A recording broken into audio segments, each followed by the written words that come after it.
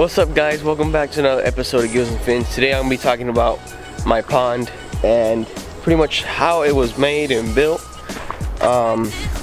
Pretty much just started off with a hole, and then we carved in these steps, and there's like a giant cave back there that the fish could go in, which right now it's a little bit murky because we just finished getting in there. It's all stirred up. Right now I have the waterfall off at the moment, just so it's not noisy or anything. And then all these rocks you see stacked here were carved with trencher, like the one you see right here. So they're all put in place, pretty much like playing a giant game of Tetris. You stack each one and make like a little miniature Grand Canyon or whatever. So let's move on to the pump. So here we have the water pump. We ordered this straight from Berkeley. I think it's like a 6 horsepower water pump. Then we have it connected here to a switch that turns it on, and that basically turns on the waterfall. It'll get going now in just a minute.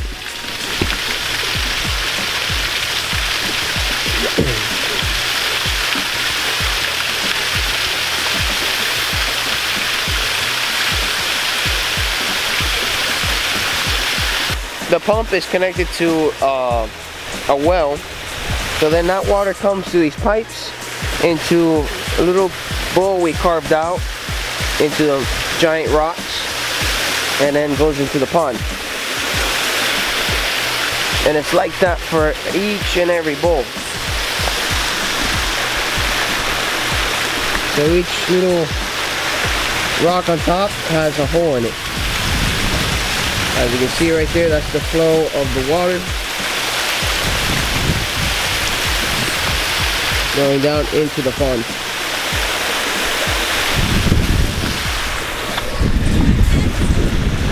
Please excuse the mess.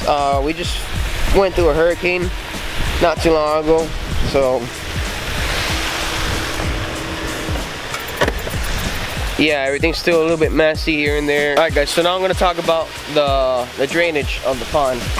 So right under where I'm standing, there is pretty much another well draining from the pond into the well. So every 4 hours there's always going to be new water in the pond. So all the old water goes in this little hole right here, which for now we have a little chicken wire, so none of the little fish can get through. Then it goes through in here and then goes into the well. So no matter what, there's always new water in here. You don't have to worry about ammonia, pH, or nitrates for the fish. The only thing you gotta worry about is all that, but in the local water. You don't have to mess around chemicals like you would with the fish tank,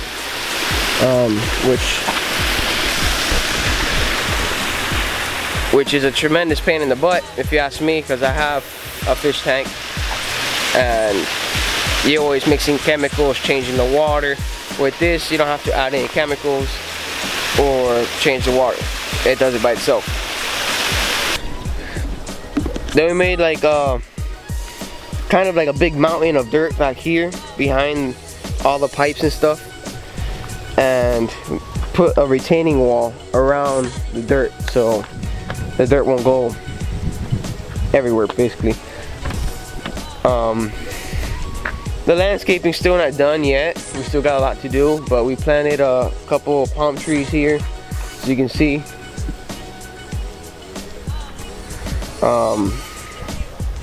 Like I said, Hurricane Irma just passed by, so all the plants are a little bit brown right now because of the wind damage. And here you can see some of the pipes that go into the bowls of the water. One of the lights that we have connected to, I think it's called a photo cell. Come back to the light switch here. Whenever there's no light coming into this thing, the lights will automatically turn on by themselves. So there's no manual switch you have to turn on for the lights. They're automatically on pretty much as the sun goes down. So for back here in this area, we're gonna put another little pond. I have another pond. It's a little 400-gallon plastic pond. That's where I had most of my fish that are in here right now.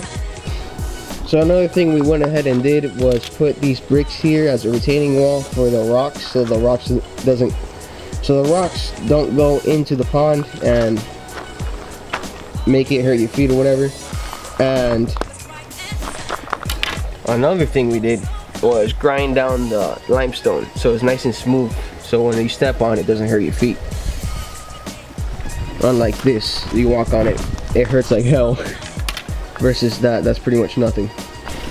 Alright, so all the rocks that we took out with the trencher, we carved out, we start stacking them up with the excavator, and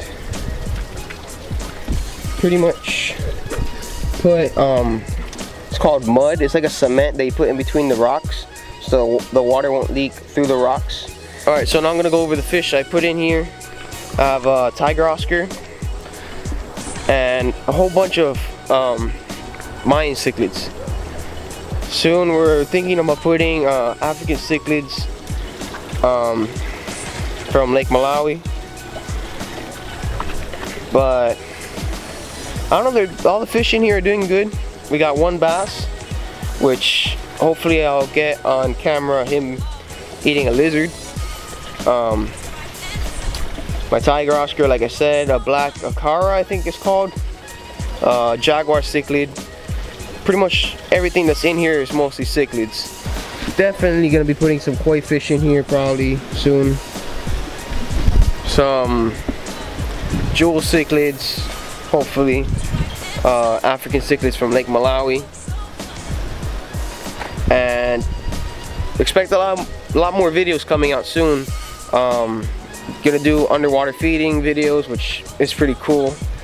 I feed the fish tadpoles usually, or live feeder fish, and they absolutely tear it up.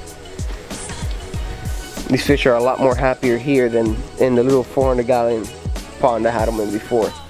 I already went ahead and named the bass Hulk, just because he's green and he likes to smash lizards and fish and stuff.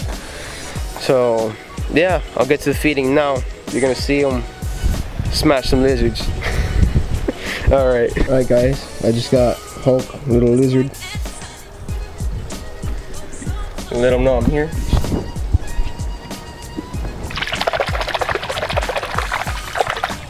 He already knows that sound. Look at him, he's right there. Not sure if you can see him or not. Zoom in. You can't see him. Alright, here he goes. There he goes. He usually hits him more aggressive, but I already fed him like 5 lizards today, so he's pretty full. Alright guys, thanks for watching. This pretty much concludes my pond video. If you're new, make sure to subscribe, like, comment if you have any questions. So yeah, tight lines. I'll see you guys in the next video.